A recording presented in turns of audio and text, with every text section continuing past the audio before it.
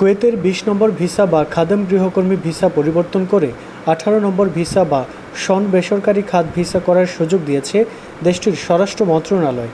স্থানীয় গণমাধ্যমে প্রকাশিত সংবাদ থেকে জানা গেছে, শনিবার কুয়েতের প্রথম উপপ্রধানমন্ত্রী, প্রতিরক্ষা ও স্বরাষ্ট্রমন্ত্রী এবং সরকারি জনশক্তি বিভাগের chairman Sheikh Fahad Yusuf Saud Al Sabah নতুন এই নিয়ম জারি করেন। এর মাধ্যমে কুয়েত প্রবাসী গৃহকর্মীরা চলতি বছরের ১৪ জুলাই থেকে ১২ সেপ্টেম্বরের মধ্যে তাদের ভিসা পরিবর্তনের সুযোগ পাবেন। নতুন এই নিয়মে স্থানান্তরের জন্য বেশ কিছু শর্ত উল্লেখ করা হয়েছে।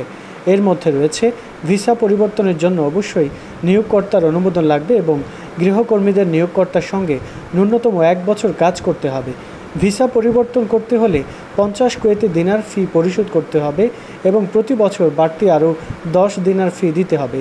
এর আগে শেখ ফাহাদ ইউসুফ সৌদ আল সাবাহ এক বৈঠকে বেসরকারি খাতে ভিসা ১৮ কাজের ভিসায় গৃহকর্মী ভিসা ২০ স্থানান্তরের উপর নিষেধাজ্ঞা অস্থায়ীভাবে তুলে নেওয়ার জন্য একটি খসড়া আইন প্রস্তুত করতে জনশক্তি কর্তৃপক্ষকে দায়িত্ব দেন।